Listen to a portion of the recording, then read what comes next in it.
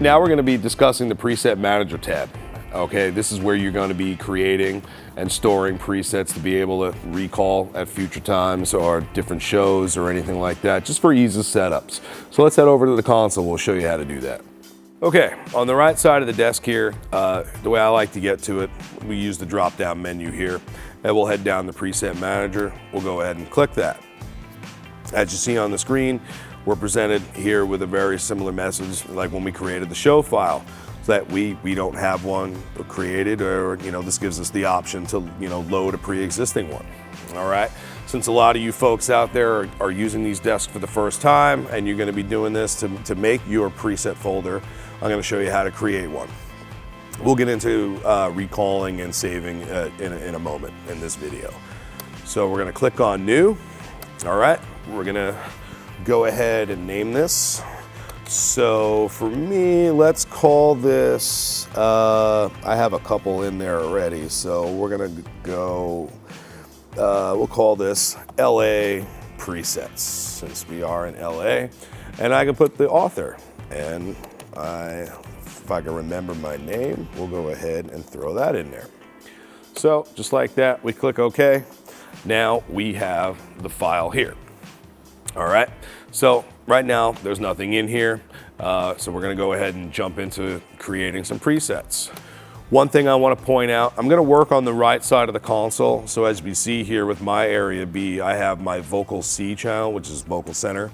Okay, the reason why I'm going to work on the right side of the console is because when I actually go to name and store the presets, because I'm using MC1 is active, that's this side of the console, I have the keyboard plugged into the USB port on this side, so that way I'm able to type a name. So if I'm creating presets on the left-hand side of the desk, I would just have to move the keyboard into the other USB port. So just give you a heads up on that, so that way if you try to work on the left-hand side and you're trying to name anything and it doesn't work, you don't have a problem with the console. It's just that computer needs a separate USB keyboard, or you just have to swap it over. So just a tip.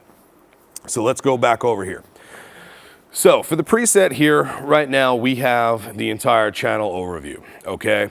The great thing about our preset manager is it allows us to save individual sections. So right now, if I wanted to store a preset of the entire channel overview, that's going to save everything and anything that has to do with that channel.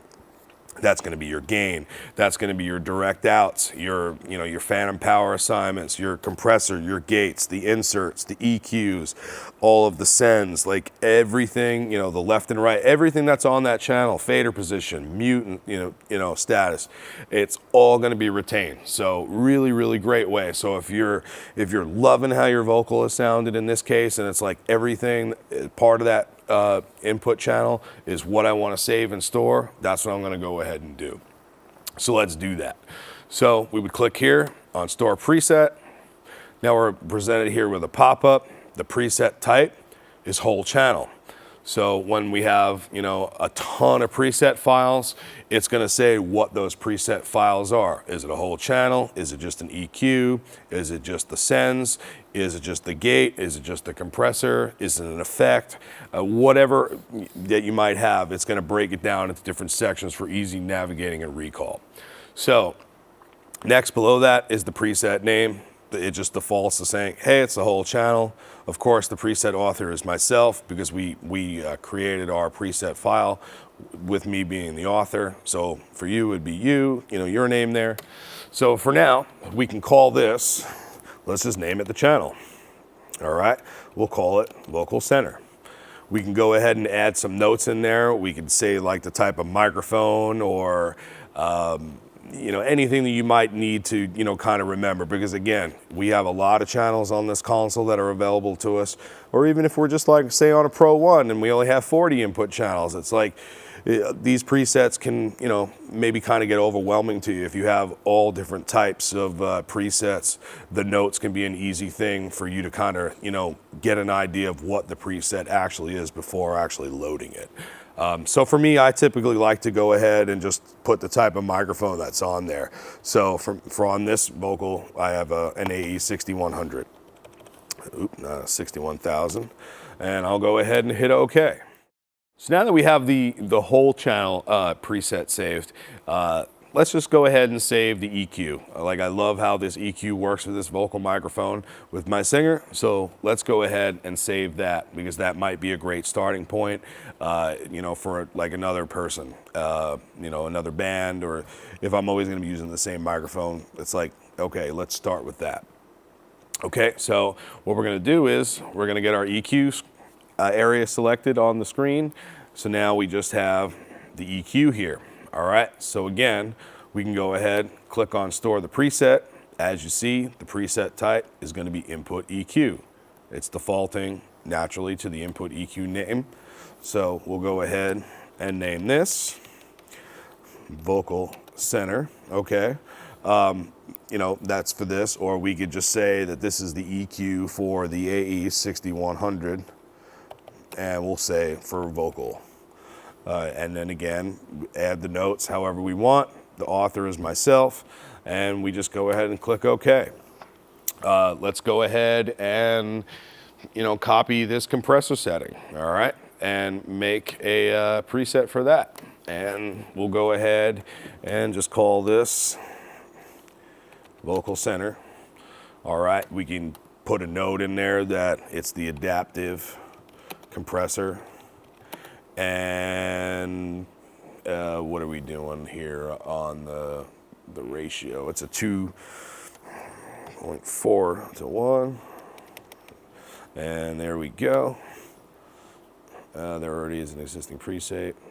And see, there you go. So we already have a name.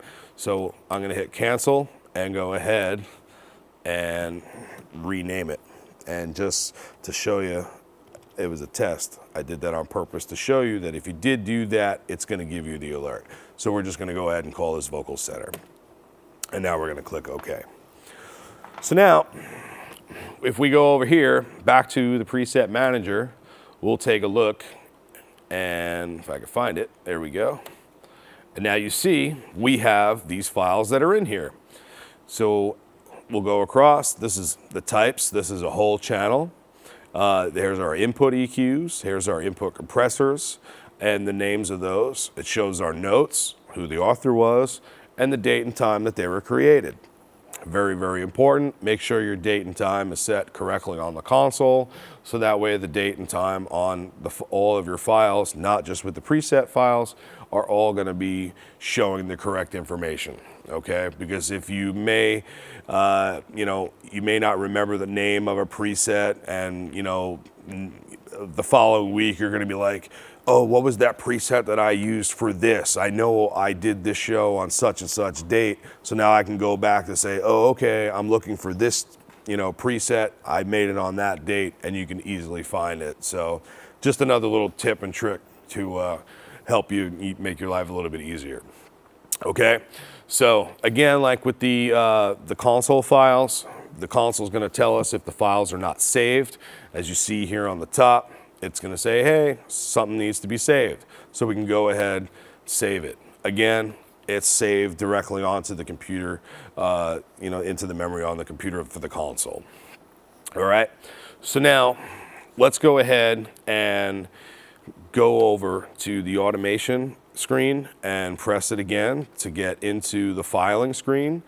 So you will see that we have our preset folder is here. It shows LA presets, at the size of the file, the date that it was created, and that it is a preset folder. This is one that I have already here on the console. All right, so that's loaded here. You can see that that file is available. So let's go ahead and close all the files. All right, it's going to ask me if I want to do that, and I want to say yes. Again, the console is going to remain in the last state that it was left in. So what I'm going to do is I'm going to load my show file back up. Do I want to load this show? Yes. Okay. So I'm just going to scroll through this really quick to kind of get it back to where we were a second ago. And now we're good. Okay, so now we want to go ahead and load a preset file. All right. So instead of the LA presets, let's load up and see what I got in here. All right, I've only made a few. It's not that huge and, you know, fancy, so it's not overwhelming. So we're going to go ahead and select the ProX new we're gonna hit load. We're gonna get the pop-up. Do you wanna load this? Absolutely. So we're gonna hit OK. We see up here in the top right that that preset file is loaded. All right, let's go back to the default view of the desk, and we'll scroll over here and hit load preset and see what we got. So right now, we do not have any preset files for compressors. Okay, so we can close out. Now, if we want to see what's actually in that preset file, we can go back to the preset manager, and we see here that I have 2 effect unit presets. All right, this is for my de-esser, where I have all my settings, so I'm able to load that directly in. And then I also have the M350 reverb unit for one of my settings for a specific song. Okay, so let's show you how to load that. So let's head over to my effects rack. Got a lot going on in here, and let's go to the de-esser. Again, these effects we're going to be going into in detail in other videos. All right, so as you see here, we got the store and the load preset on the effects. So I'm going to go ahead and hit load preset. As you see now, it's showing all the effects that are available for the presets. All right, if I want, I can select current type only. So if there's a ton of files in here, that are effects types, and I want to just see all my presets for this specific device, I can filter those out by clicking current type only. And now in this case, we're only left with the one. So let's go ahead and select that. And now it's loaded. Of course, we didn't really see anything change because the settings were already there. All right, so that's how we do that. We can go over to that reverb. I believe it was guitar 1, if I'm not mistaken. No, it was guitar 2. So let me just scroll down to guitar 2. So I can just simply hit load preset. There it is. It's filtered out. There's that one effect. So if I just select this, and you see there were some changes because I'm in a different in a different snapshot. So that's it for presets. Okay. If we had a USB key inserted in on the console, I'm going to go in and explain how to transfer and save your filing in a separate window. But it's going to be the exact same, so I will go over doing that on how to actually export the file for future use. So that's it for presets. Hope you found it informative, and we'll see you on the next video.